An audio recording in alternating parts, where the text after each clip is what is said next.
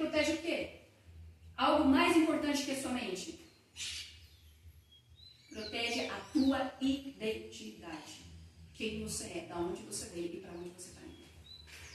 Quando a gente vai para as histórias da Bíblia, quando você vai lá para Daniel, para Ananias, para Azarias, qual é o nome do outro?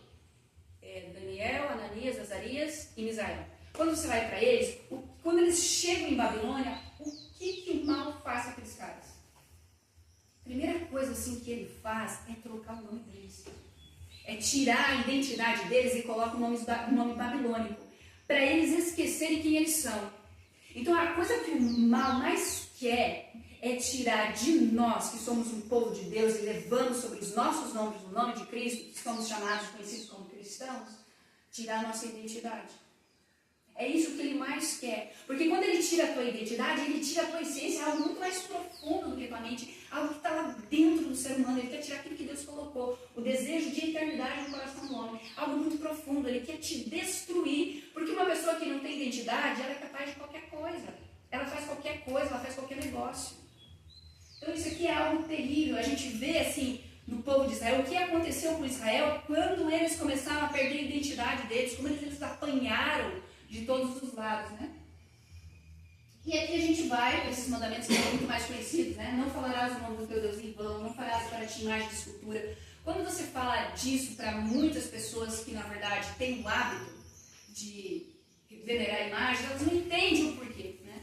Tem uma frase que fala, o céu é o limite. Para o cristão, o céu não é o limite. Para o cristão, Deus é o limite. Agora, se o teu Deus é uma imagem de escultura feita com uma mão humana, o teu limite é muito baixo. Então, você está se apequenando, você está cortando todas as possibilidades de você crescer. Então, cada não de Deus tem uma proteção. Tem um motivo, tem um propósito, né? Não terá outros deuses diante de mim. A gente olha para Israel e via que eles adoravam outros deuses. Só que nós olhamos para nós e a gente tem muitos deuses, não sabia? Geralmente a gente lembra o Deus do dinheiro, né? A gente fala, o Deus mamon e tal, mas tem tantos deuses, tem o Deus da sensualidade, tem o Deus do esporte, falando que a gente não pode jogar uma bola, que a gente não pode, não é disso, mas daquela veneração, daquela idolatria. Tem muitos esportes que trazem do Oriente conceitos pagãos dentro do esporte. Né? Uma coisa que eu levo muito para as minhas crianças, porque está muito na moda hoje, a galera entrar para as artes marciais. Não sei se alguém que faz, se os meninos fazem artes marciais. Eu teve um momento na minha vida que eu participei dentro do esporte de artes marciais e competi profissionalmente por anos ali. Aquilo ali tem embutido o conceito do paganismo ali dentro e as crenças do Oriente ali é a raiz deles, porque no Oriente eles trazem a religião deles para a comida, para a roupa, para a forma como eles constroem a casa deles, para o esporte. Tudo é uma forma de adoração, não é como a gente meio que desvincula às vezes, né? Lá é vinculado. Então eu olho assim e falo, gente, eu poderia falar muito sobre isso aqui. Eu falo, cara, eu vejo assim as minhas crianças, sabe? Eu vejo assim, dentro do cristianismo, dentro da minha igreja, eu olho assim e falo, meu Deus, como a gente estava conversando, né? Meu Deus, assim, como os pais, eles não têm noção do que estão fazendo com os filhos, e muitas vezes nós como cristãos também não temos tempo, e é difícil achar pessoas para trabalhar com as crianças.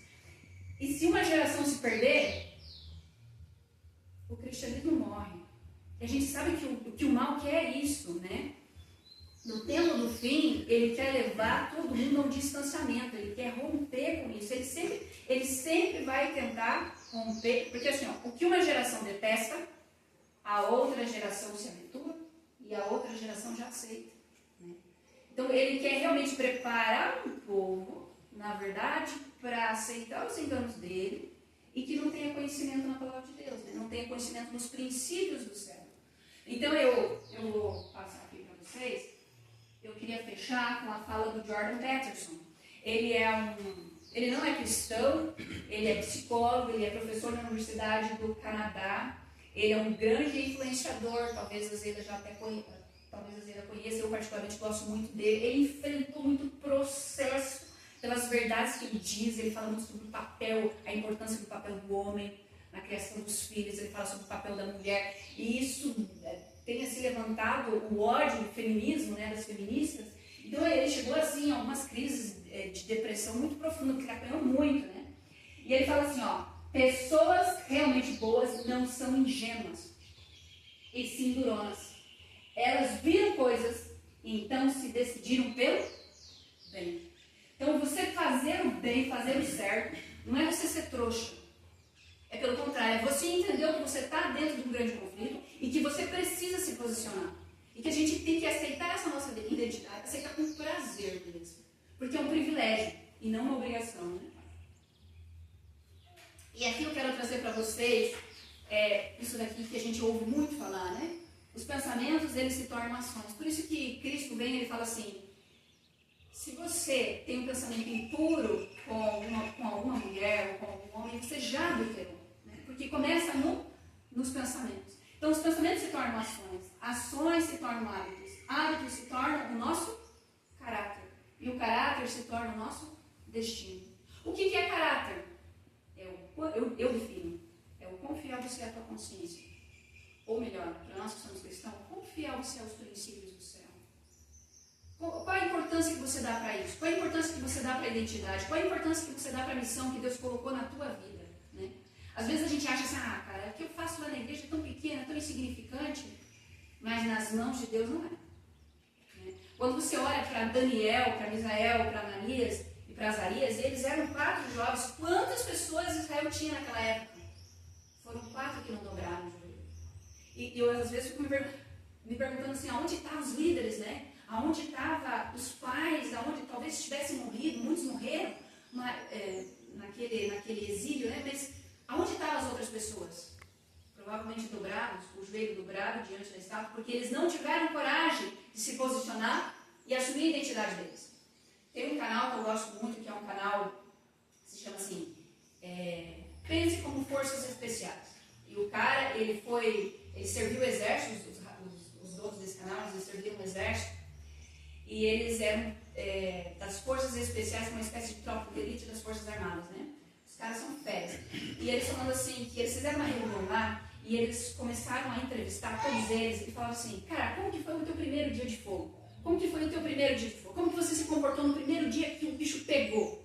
E eles chegaram à conclusão, que todos eles tinham se comportado no primeiro dia de fogo, como eles se comportaram durante toda a vida deles.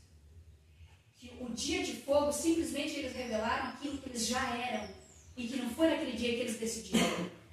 E eles entenderam que, na verdade, o que levou eles ao sucesso foi fazer o básico bem feito todos os dias.